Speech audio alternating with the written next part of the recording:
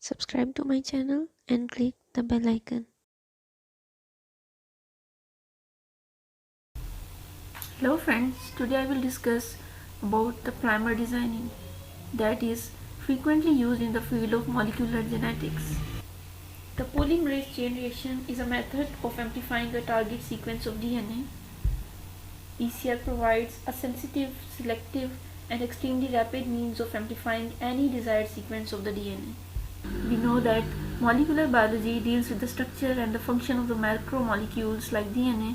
So in order to study the DNA, and the mutational changes that occurs in the nucleotide sequence of the DNA, we use PCR technique. Why we need a primer? We need a primer because we know that the DNA polymerase enzyme cannot initiate the synthesis of the DNA strand unless there is an existing strand of the nucleotides. So we need a primer that is short nucleotide sequence of 18 to 20 base pairs. So these DNA primers are commonly used to perform the polymerase chain reaction to copy piece of the DNA or for DNA sequencing. Specificity of the PCR is based on the use of two oligonucleotide primers that hybridize to complementary sequence on opposite strands of the DNA and flank the target sequence. This is the diagrammatic explanation of the PCR. The DNA strand is first heated to separate the two strands of the template DNA containing the target sequence, as you can see here. Then the primers are added in vast excess and are allowed to anneal to the DNA. You can see in the diagram the first step is the separation of the two strands of the DNA, that is the original DNA, and in the second step the primers are added that start annealing. After annealing, each strand is copied by DNA polymerase starting at a primer site in the presence of all four DNTPs, that is DCTP, DTTP and DATP. And after that, number of the DNA are produced, that is the copy number of the DNA is increased by each cycle of the PCR. While designing a primer for the PCR, some characteristics of good primer should be kept in the mind. For example, the melting temperature Tm of the good primer must range from 50 to 65 degrees centigrade. There must be absence of the dimerization capability of the forward and the reverse primers. As shown here, the forward and the reverse primer can anneal to itself, resulting in the primer dimer that will hinder the PCR reaction. If there are complementary sequence within the forward or the reverse primer, it can form the hairpin. And after hairpin formation, the primer will be unable to anneal with the DNA. So there must be the absence of significant hairpin formation. There must be no secondary priming sites.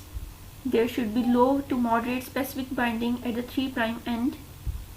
Primers designed according to these criteria will generally be from 18 to 30 bases in length and have GC content of 40 to 60%. Try to avoid using primers with TMs above 65 to 70 degrees centigrade, especially on high GC templates. So let's start the designing of the primer using the primer 3 tool. So first of all, we need the DNA sequence or the sequence of the gene for which we need to do PCR. In order to download the sequence of the gene, open Google and go to Ensembl, that is a genome browser. Click the Ensembl genome browser.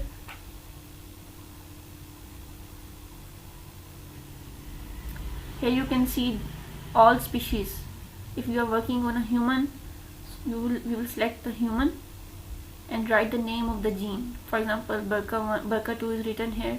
You can write the gene which is under study. For example, I write here CYP1B1, cytochrome 1B1 gene that is involved in the VN, and its mutations often lead to glaucoma, that is inherited disorder of eye.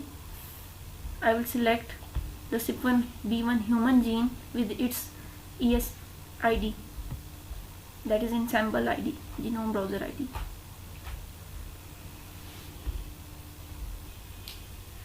Now go to the transcript table and select the transcript ID with maximum base pairs or maximum amino acid protein, that is the transcript that is expressed maximum.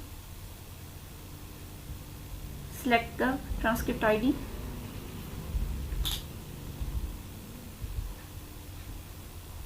You can see the summary over here. It has 3 exons, 2 coding and transcript length of 2174 base pairs and 543 residues, that is 543 amino acids. Go to the CYP1B1 gene.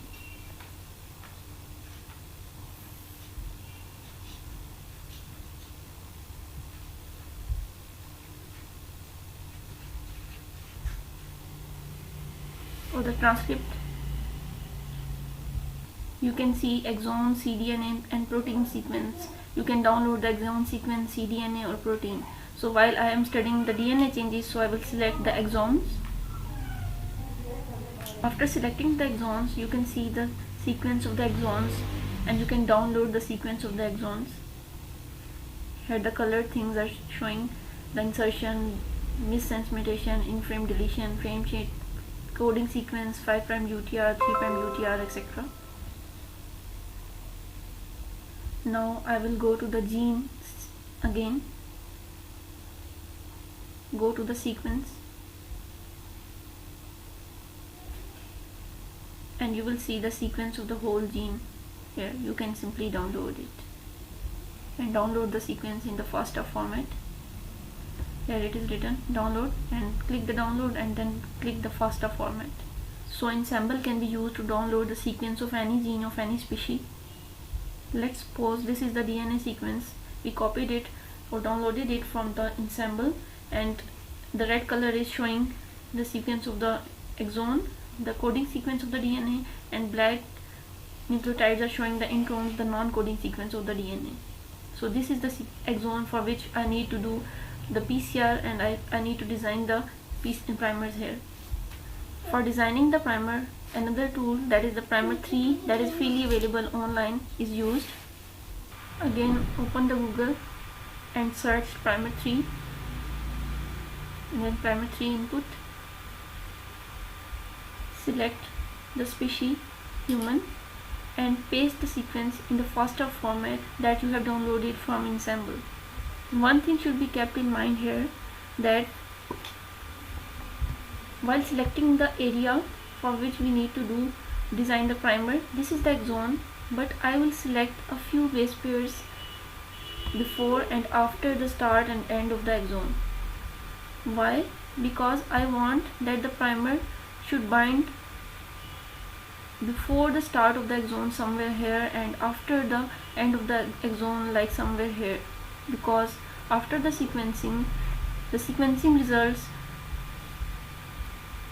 are somewhat ambiguous at the start and end of the exon. So it is better to design the primers outside the boundary of the exons so that the sequencing results can be obtained in a good way. So the square brackets are applied, the region outside which I need the primers. Same here, the square bracket shows that the primer should be outside this area, from here to this bracket. Now I will copy the sequence and paste it in the Primer 3. You can see the characteristics over here. You can change the primer size, primer TM, product TM, GC content. After changing the parameters, click the pick primers. See the left primer, the right primer, that is the forward and the reverse primer, and it is also showing the point where it will anneal with the DNA sequence, because this is the DNA sequence, normal DNA sequence, and this is the primer where it will bind to the DNA. You can see the GC content, melting temperature, length of the primer, and the start and end of the DNA sequence. So by using the Primer 3, you can easily design your primers, and you should download the sequence of the gene from Ensembl. The PCR is used in mutation detection, forensic and paternity testing, so good quality of primers will play its role. Thank you. Thanks for watching my video. Don't forget to subscribe.